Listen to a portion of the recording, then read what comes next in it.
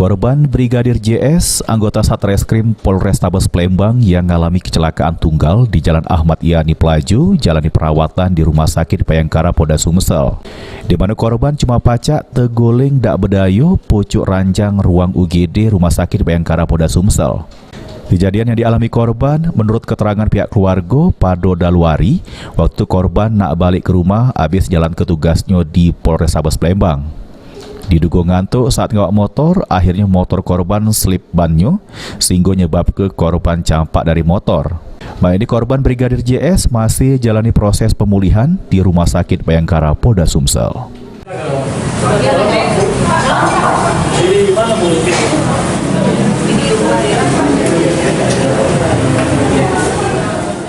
Firman Hidayat, PAL TV.